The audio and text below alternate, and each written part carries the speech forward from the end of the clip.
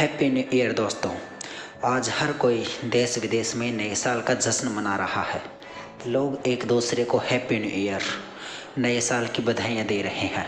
लेकिन क्या आपने कभी सोचा है आखिर 1 जनवरी को ही क्यों मनाया जाता है नया साल? कब से वह नया साल मनाने का आरंभ, कैसे हुआ आज के कैलेंडर का आविष्कार और भारत में किसने की नए साल मनाने की शुरुआत? आइए जानते हैं इन सभी के बारे में आज के इस वीडियो में।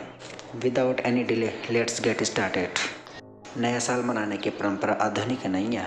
लगभग 4000 साल पहले मेसोपोटामिया में लोग अकीत फेस्टिवल मनाते थे। यह उत्सव वसंत ऋतु और नई फसल से जुड़ा था। दुनिया के अलग अलग हिस्सों में नया साल कहीं चंद्रमा के अनुसार, कहीं सूर्य के अनुसार तो कहीं ऋतु के अनुसार मनाया जाता था। यानी कि शुरुआत में नया साल प्रकृति से जुड़ा था, तारीख से नहीं। प्राचीन रोम में साल की शुरुआत मार्च से होती थी। उस समय एक साल में सिर्फ 10 महीने हुआ करते थे, यानी कि इन 10 महीनों में जनवरी और फरवरी महीने शामिल नहीं थे। बाद में रोमन राजा नोमा पोम्पलिस ने 2 नए महीने जोड़े, जनवरी और फरवरी। जनवरी का नाम रोमन देवता जीनस के नाम पर पड़ा, जिसके 2 चेहरे थे, एक अतीत की ओर और दूसरा भविष्य की ओर। यहीं से 1 जनवरी को नए साल की शुरुआत माना गया, क्योंकि जनवरी का महीना अतीत को छोड़कर भविष्य की ओर आता है। 153 ईसा पूर्व रोमन गणराज्य ने एक बड़ा निर्णय लिया। इस निर्णय के अनुसार रोमन कौंसुल यानी कि सर्वोच्च प्रशासनिक अधिकारी 1 जनवरी को अपना कार्यभार संभालेंगे। यहीं से 1 जनवरी को पहली बार नागरिक वर्ष की शुरुआत माना गया। यह धार्मिक बदलाव नहीं, प्रशासनिक बदलाव था। जैसा कि दोस्तों हमने बताया कि पहले रोमन कैलेंडर में एक साल में सिर्फ 10 महीने हुआ करते थे। तब भी साल 365 दिन का ही होता था। लेकिन वर्ष के 61 डेज इस वर्ष में नहीं गिने जाने के कारण यह वर्ष सिर्फ 304 दिन का ही होता था। फिर रोमन राजा नोमा पोम्पलिस ने साल के इन 61 डेज को रोमन कैलेंडर में शामिल किया और 2 नए महीने जोड़े, जनवरी और फरवरी। इस कारण रोमन कैलेंडर अब 355 दिन का होने लगा। लेकिन अभी भी रोमन कैलेंडर पूरी तरह से सही समय बताने में मिस्टेक कर रहा था। यह मिस्टेक इसलिए हो रही थी कि रोमन राजा नोमा पोम्पलिस के कैलेंडर में एक वर्ष 355 दिन का हो रहा था, जबकि खगोलविदों के अनुसार सौर वर्ष 365 दिन में होता था। लेकिन रोमन कैलेंडर चंद्र चक्र को अनुसरण करता था, सौर वर्ष को नहीं। इसलिए रोमन कैलेंडर का अक्सर ऋतुओं के साथ तालमेल बिगड़ जाता था और फिर से इसे ठीक करना पड़ता था। इसके अलावा रोमन कैलेंडर की देखरेख करने वाली संस्था पोंटिफिस अक्सर राजनीतिक कार्यकाल बढ़ाने और चुनावों में हस्तक्षेप करने के लिए साल में कुछ दिन जोड़कर अपने अधिकारों का दुरुपयोग करती थी। रोमन कैलेंडर में आ रही इस प्रॉब्लम को दूर करने के लिए रोमन के अगले राजा जूलियस सीजर ने इसकी गड़बड़ी को दूर करने का प्रयास किया।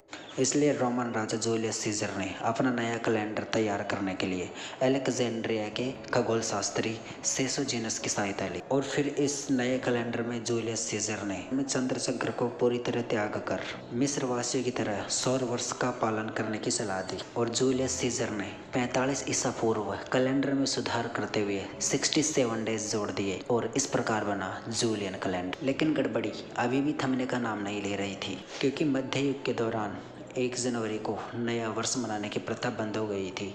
यहाँ तक कि जूलियन कैलेंडर को फॉलो करने वाले लोग भी 1 जनवरी को नव वर्ष नहीं मनाते थे, जिसका कारण था जूलियन सीजर और खगोल शास्त्री सेसोजेनस की इस कैलेंडर के अनुसार एक साल 365.25 दिन का हो रहा था, जबकि सौर वर्ष के अनुसार एक साल 365.24 दिन का हो रहा था। तो जूलियन कैलेंडर और सौर वर्ष के बीच कुछ मिनटों का फर्क नजर आ रहा था। इसलिए जूलियन कैलेंडर और सौर वर्ष के बीच आ रहे इस डिफरेंस के कारण 128 साल में कुछ दिन और 1000 साल में 7 दिन और 15वीं शताब्दी के मध्य आते आते 10 दिन जुड़ गए।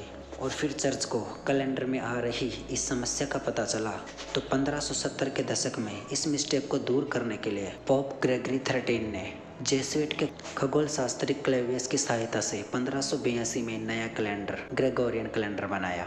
और ग्रेगोरियन कैलेंडर के अनुसार एक वर्ष 365 और 6 घंटे का होने लगा।